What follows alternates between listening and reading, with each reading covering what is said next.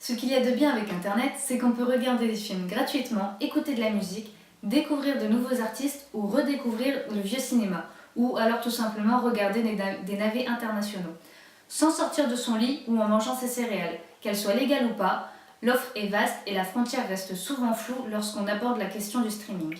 Vidéo bébé, mixture vidéo ou pur vide, tous ces services rationnent le temps de visionnage à moins de souscrire un abonnement. Mega Vidéo faisait de même, mais sa limitation était facilement contournable avec des plugins. Il existe plusieurs alternatives comme DL.Free, RapidShare, Mediafire, Deposit File.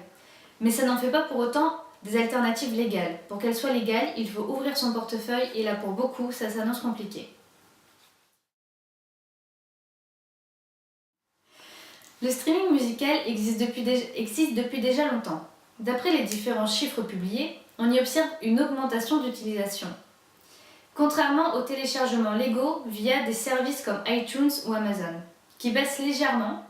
En 2010, on a compté 1,1 milliard de téléchargements de musique en ligne, 1,21 en 2011, 1,29 en 2012 et 1,24 en 2013. La baisse est légère, mais se doit d'être relevée. Jusque-là, il n'y avait que des augmentations d'année en année. Spotify ou Deezer s'en sortent très bien jusque-là, notamment le premier qui se place leader dans le domaine. Récemment, il a proposé de la musique gratuite pour iOS et Android. Spotify a annoncé que 4,5 milliards d'heures de musique ont été écoutées en 2013. 1 milliard de royalties ont été distribués aux différentes maisons de disques et il y a fort à parier que ces services vont continuer à se développer.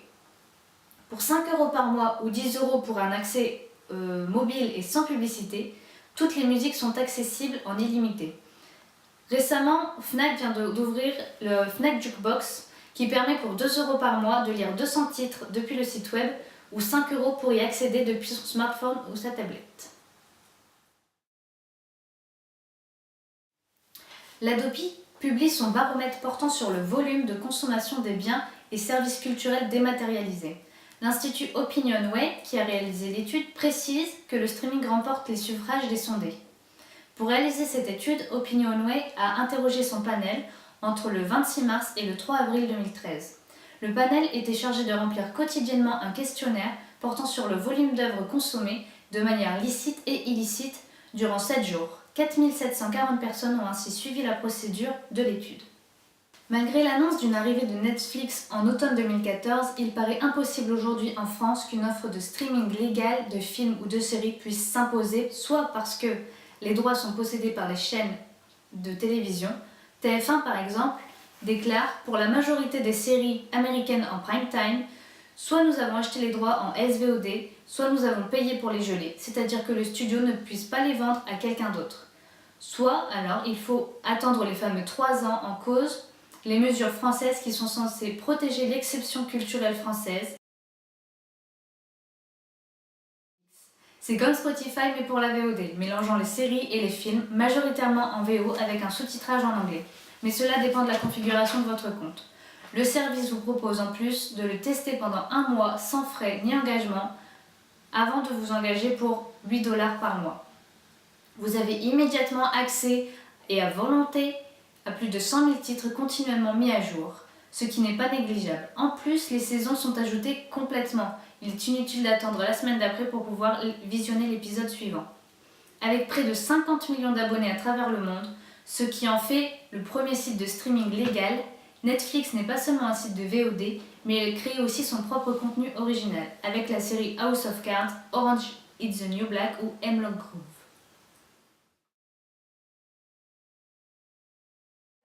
Alors British Pathé a décidé de mettre en ligne 85 000 vidéos d'archives sur YouTube, proposant ainsi des images de la Seconde Guerre mondiale, des finales de Coupe du Monde de football, du naufrage du Titanic, 3500 heures de vidéos diffusées depuis 1896.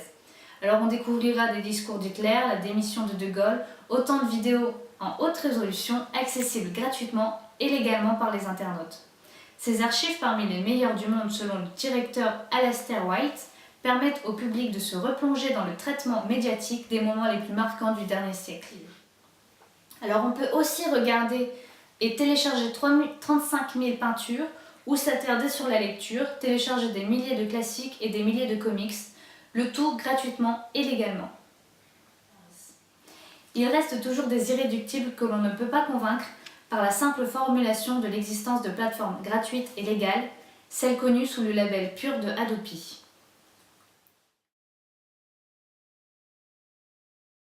Carlotta VOD, pour commencer, est une société de distribution de films en salle, DVD, Blu-ray et VOD créée en 1998, dans le but de valoriser le cinéma dit de patrimoine. L'objectif était et demeure de faire redécouvrir et découvrir des films anciens restaurés pour que le public puisse les voir dans les meilleures conditions. Parmi son catalogue VOD, nous retrouvons des œuvres de cinéma américain, italien, japonais ou allemand. Landux.com est une plateforme de producteurs qui propose ses courts-métrages et documentaires en accès libre. Beaucoup d'animations et quelques classiques du court-métrage sont disponibles en ligne. Pour les voir, il suffit de cliquer sur l'onglet « Notre catalogue » puis voir le film. Les films sont disponibles en streaming et sans publicité. Seulement, il est à noter que le catalogue propose uniquement le catalogue de sa boîte.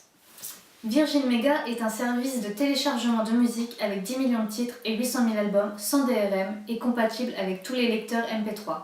Un catalogue de films divers, films d'action, comédie, thriller, drame, films d'horreur, films d'animation, science-fiction et j'en passe, ainsi qu'un catalogue de livres numériques avec plus de 150 000 e-books en français, ainsi qu'une large gamme de BD et mangas.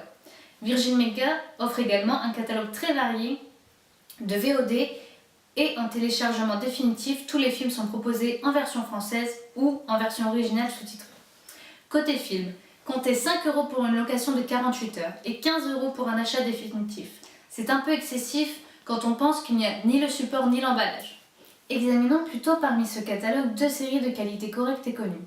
Doctor Who, par exemple, ne présente que 2 saisons. Alors seules les saisons 1 et 3 sont disponibles sur le site de Virgin Mega. Alors si on veut savoir ce qui s'est passé entre deux, on doit soit passer par une autre alternative, ou alors on peut s'asseoir dessus. C'est pas comme s'il y avait 34 saisons depuis 1963. Quant à Skins, par exemple, ils ne mettent pas en ligne toute la série, uniquement la première saison. Vidéo à volonté propose à la location un large choix de programmes audiovisuels. Le catalogue se compose de plusieurs milliers de vidéos à visionner en lecture continue, en streaming, films, séries TV, documentaires, dessins animés, mangas. Côté série, ce sont surtout des françaises ou des américaines totalement inconnues. Côté film, ça a l'air assez fourni et à jour. Off TV est la chaîne musicale d'Universal. Elle diffuse des programmes courts autour de la vie musicale.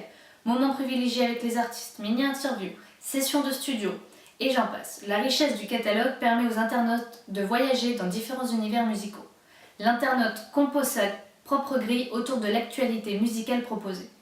Ce dont je doute en revanche, c'est que ce n'est pas vraiment ce que cherchent les internautes lorsqu'ils veulent regarder quelque chose en streaming.